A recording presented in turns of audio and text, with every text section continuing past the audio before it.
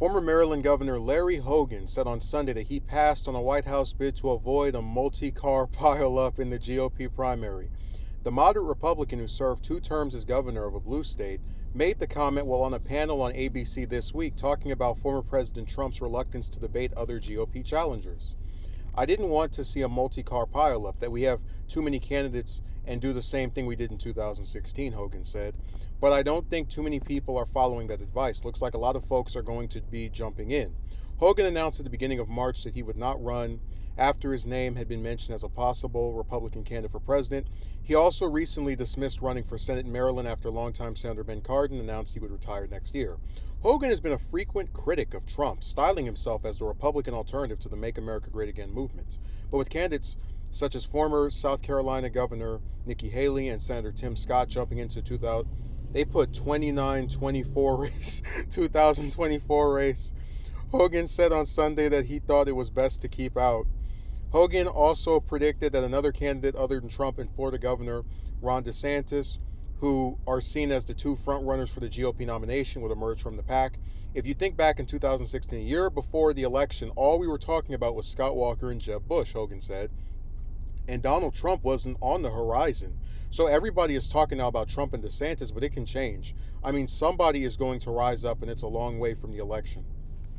So I am glad that he mentioned and before we even get back to being serious, I just want to point out the Hill really needs to have someone that spell checks their articles. They put the 29-24 race, and I'm going to screenshot that just like that. That's ridiculous. But he's right that too many people are jumping in, and that's something that will most likely help Trump. Although what I will say is that when because he tries to say that he predicts that someone who's not Trump or DeSantis will be the nominee, and looking back at this past election, or the 2016 election rather, as an example of how originally people were saying it was going to be Jeb Bush or Scott Walker, but then it ended up being Trump.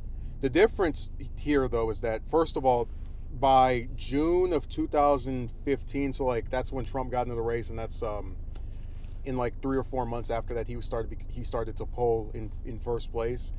We're getting close to that point, and a lot of people who have now been in the race, like for example, Nikki Haley's been running for 3 months now, and she's still polling at 3%. So I don't know what's going to change to cause somebody else. I don't think Ramaswamy's going to cut it either, but I don't know what's going to change for a lot of these candidates who are polling at the bottom to start not only polling at larger margins, but to outpoll Trump and DeSantis. A very large number of Republican voters are mesmerized by Trump. They love that man, and they like anything that comes out of his mouth and believe all of it and totally worship him. So it's very difficult for someone who's new to be able to make themselves stand out in such a way. And when you're talking about DeSantis, he comes the closest for several reasons. One is that he's a governor of a very large state. He's been pushing a lot of the anti-culture stuff. He won by this landslide after a close election the first time around. There's a lot of winner recentism type appeal with him that many of the other candidates just don't have. I mean, Asa Hutchinson is a guy that's from the red state of Arkansas, which there's no close race over there with a Democrat, unless it's maybe like a House race in the district, statewide race anyway. And Haley has mostly, ever since leaving the ambassador position, just kind of been sitting on TV, giving her assessments here and there. But a lot of it does come down to a lack of name recognition, a lack of ways for these people to really stand out from each other. And what he's saying, I applaud him for, because I've mentioned before, to run for president, for some people, like Sanders or various others, is to promote an idea or a position that you want more in the mainstream, because the attention of running allows you to be focused on and promote this idea. But when you're talking about Haley and DeSantis and Ramaswamy and all, it's like what do any of them have that they're running on that separates them from Trump? Remember, Trump in 2015 wasn't just this famous person that came out of nowhere that started polling and as a front runner within 3 or 4 months of launching. He was someone who really, really, really harped on illegal immigration. That was his key signature issue, they just kept bringing up over and over and over again. And when you look at these other candidates, what are they picking? Ramaswamy, oh, let's up the voting age to 25. Haley, oh, term limits and mandatory mental competency test on people over 75. I can't even tell you what DeSantis's position is, woke, whatever that is. So what I'm saying is, whether you like him or not, I can acknowledge that Trump had a lane. He had a specific topic that he was able to pick and discuss and mention and bring up, and it made him stand out. The other candidates don't have, if they have an issue that makes them stand out, it's something stupid like raising the voting age or discriminating against candidates because they're over 75. So what I'm saying is these people really don't have a lane because they're not actually addressing issues that regular people can become convinced affect them, whether that's true or not. And it's going to be harder for one of them to emerge from the pack.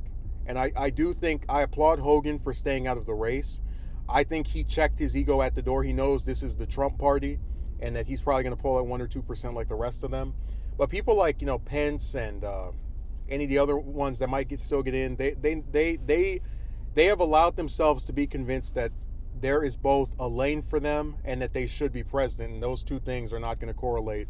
So I will be very shocked if the nominee is someone other than Trump or DeSantis. I think it's possible, but it's extremely unlikely. These are circumstances that we've really never seen before, where there's like an up-and-coming governor from a big state and a former president running at the same time, and the governor of the very large state is too much of a coward to like directly combat the former president, so he's basically allowing himself to be destroyed.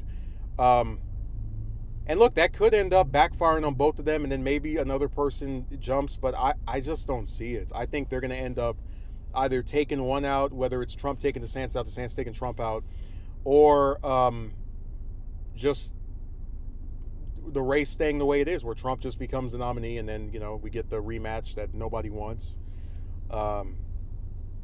And it's just sad that this is the state of the next election. I really hope something changes.